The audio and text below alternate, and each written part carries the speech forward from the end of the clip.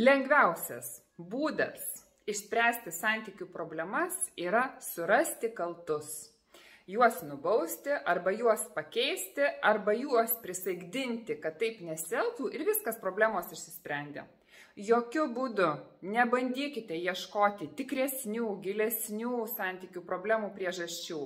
Kam? Tai yra sudėtingas būdas. Be to, santykių problemas jūs pamiršite galbūt visam laikui. Tai argi taip įdomu gyventi? Žinoma, ne.